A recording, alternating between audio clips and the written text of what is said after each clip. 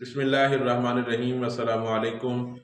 दोस्तों, अल अजीज़ dairy farm के owner Chaudhary Muhammad Sadiq Gujjar साहब को पूछांगे कि उन्होंने अपने डेयरी फार्म के उपर मझां छड्ड के गावां क्यों रखियां, मझां छड्डण की वजह की बनी है। मझां छड्डण ਦੀ ਵਜ੍ਹਾ ਹੋਈ ਇੱਕ ਤਾਂ ਇਹ ਬਣੀ ਕਿ ਮੱਝ ਦਾ ਕਿਹੜੀ ਹੈ ਨਾ ਪ੍ਰੋਡਕਸ਼ਨ ਬਹੁਤ ਘੱਟ ਸੀਗੀ, ਕਿਹੜੇ ਖਰਚੇ ਸੀਗੇ ਉਹ ਜ਼ਿਆਦਾ ਸੀਗੇ, ਪ੍ਰੋਡਕਸ਼ਨ ਘੱਟ ਸੀ।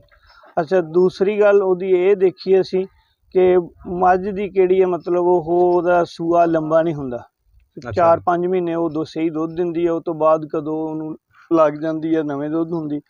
ਉਸ ਤੋਂ ਬਾਅਦ ਉਹ ਤਕਰੀਬਨ 2-3 ਮਹੀਨੇ ਕਿਹੜੀਆਂ ਇੱਧਰ ਚੀਚਾ ਨਹੀਂ ਰਾਵੀ ਦੀਆਂ ਨਸਲ ਦੀਆਂ ਮੱਝਾਂ ਨਾ 3-4 ਮਹੀਨੇ ਦੁੱਧ ਦਿੰਦੀਆਂ, ਉਹ ਵੀ ਐਵੇਂ ਕਿਹੜਾ ਨਾ 6-7 ਕਿਲੋ। ਅਗਰ ਅਸੀਂ ਉਹਦਾ ਕਾਸਟ ਲਾਈਏ, ਕਿਹੜਾ ਅਸੀਂ ਉਹਨੂੰ ਵੰਡਾ ਪਾਉਂਦੇ ਹਾਂ, ਉਹਨੂੰ ਸੈਲੇਜ ਪਾਉਂਦੇ ਹਾਂ ਜਾਂ ਚਾਰਾ ਪਾਉਂਦੇ ਹਾਂ, ਕੋਈ ਵੀ ਪਾਉਂਦੇ ਹਾਂ, ਆਪਣੀ ਅਫਰਾਦੀ ਮਿਹਨਤ ਕਿਹੜੀ ਉੱਤੇ ਕਰਦੇ ਹਾਂ, ਉਹਦੇ ਨਾਲ ਉਹ ਸਾਨੂੰ ਲਾਸ ਵਿੱਚ ਹੀ ਜਾਂਦੇ। ਇਹੀ ਮੇਰੇ ਹਿਸਾਬ ਮੇਰਾ ਅੰਦਾਜ਼ਾ ਇਹੀ ਹੈ ਵੀ ਸਾਡਾ ਕਿਹੜਾ ਫਾਰਮਰ ਆ ਨਾ ਉਹਨੂੰ ਜ਼ਿਆਦਾ ਜਾਨਵਰਾਂ 'ਚੋਂ ਇਸ ਵਜ੍ਹਾ ਨਾਲ ਹੀ ਨੁਕਸਾਨ ਹੋ ਰਿਹਾ। ਉਹ ਆਪਣੇ ਇਹਦਾ ਪ੍ਰੋਡਕਸ਼ਨ ਦਾ ਹਿਸਾਬ ਹੀ ਨਹੀਂ ਲਾਉਂਦਾ ਵੀ ਮੈਂ ਲਾਗਤ ਕੀ ਲਾਈ ਆ, ਅੱਗੋਂ ਆਊਟਪੁੱਟ ਕਿਹੜੀ ਮੇਰੀ ਆ, ਉਹ ਕੀ ਆ। ਯਾਨੀ ਕਿ ਤੁਹਾਡੇ ਕਹਿਣ ਦੇ ਮੁਤਾਬਿਕ ਤੁਸੀਂ ਖੁਲਾਸਾ ਇਹ ਕੱਢਿਆ ਕਿ ਜ਼ਿਮੀਂਦਾਰ ਸਾਡੇ ਨੂੰ ਜੜਨਾ ਮੱਝਾਂ ਖਾ ਗਈਆਂ। ਮੱਝਾਂ ਮੈਂ ਇਹ ਕਹਿੰਦਾ ਵਾਂ ਵੀ ਕਿਹੜੀ ਅਸੀਂ ਕਹਿੰਦੇ ਹਾਂ ਵੀ ਮੱਝਾਂ 10 ਹੋ ਜਾਣ, ਉਹਦੇ 'ਚ ਅਸੀਂ ਦੇਖਦੇ ਨਹੀਂ ਕਿ ਮੱਝਾਂ ਸਾਡੇ ਕੋਲ ਨਸਲੀ ਆ ਜਾਂ ਮੱਝਾਂ ਕਿਹੜੀਆਂ ਕਿੱਦਾਂ ਵੀ, ਅਸੀਂ ਬਸ ਵਾਧਾ ਘਾਟਾ ਕਰਕੇ ਮੱਝਾਂ ਇਕੱਠੀਆਂ ਕਰ ਲੈਣੀਆਂ। ਉਹਦੇ 'ਚ ਅਸੀਂ ਉਹਦੀ ਨਸਲ ਨਹੀਂ ਦੇਖਦੇ ਵੀ ਇਹਦੀ ਕੋਈ ਨਸਲ ਚੰਗੀ ਆ, ਉਹਦੀ ਦੁੱਧ ਦੀ ਐਵਰੇਜ ਕੀ ਆ।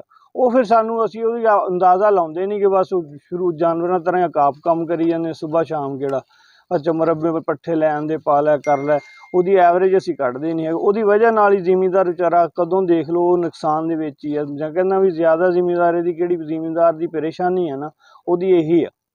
ਜੀ ਦੋਸਤੋ, ਤੁਸੀਂ ਚੌਧਰੀ ਸਦੀਕ ਗੁੱਜਰ ਸਾਹਿਬ ਦੀਆਂ ਗੱਲਾਂ ਬਾਤਾਂ ਤੁਸੀਂ ਸੁਣ ਲਈਆਂ। ਦੋਸਤੋ, ਉਹਨਾਂ ਦਾ ਕਹਿਣਾ ਇਹ ਸੀਗਾ ਕਿ ਅਗਰ ਤੁਸੀਂ ਕਾਮਯਾਬ ਡੇਅਰੀ ਫਾਰਮਿੰਗ ਬਿਜ਼ਨਸ ਇਸ ਦੌਰ ਦੇ ਵਿੱਚ ਕਰਨਾ ਚਾਹੁੰਦੇ ਹੋ ਤਾਂ ਤੁਹਾਨੂੰ ਜਿਹੜਾ ਗਾਵਾਂ ਰੱਖਣੀਆਂ ਪੈਣੀਆਂ, ਮੱਝਾਂ ਤੁਹਾਨੂੰ ਛੱਡਣੀਆਂ ਪੈਣੀਆਂ, ਕਿਉਂਕਿ ਮੱਝਾਂ ਦਾ ਜਿਹੜਾ ਹੈ ਸੂਆ ਬਹੁਤ ਜ਼ਿਆਦਾ ਲੰਬਾ ਹੁੰਦਾ। ਮੱਝਾਂ ਜਿਹੜੀਆਂ ਹੈ ਉਹਨਾਂ ਦੇ ਅਖਰਾਜਾਤ ਜ਼ਿਆਦਾ ਹੁੰਦੇ ਆ, ਮੱਝਾਂ ਨੂੰ ਸੰਭਾਲਣਾ ਮੁਸ਼ਕਲ ਆ। ਉਹਦੀ ਬਨਿਸਬਤ ਗਾਵਾਂ ਰੱਖਣੀਆਂ ਸੌਖੀਆਂ ਵਾ। ਗਾਵਾਂ ਦਾ ਦੁੱਧ ਜ਼ਿਆਦਾ ਹੁੰਦਾ, ਗਾਵਾਂ ਦਾ ਸੂਆ ਲੰਬਾ ਹੁੰਦਾ, ਗਾਵਾਂ ਦੇ ਵਿੱਚ ਜਿਹੜਾ ਪ੍ਰੋਫਿਟ ਆ।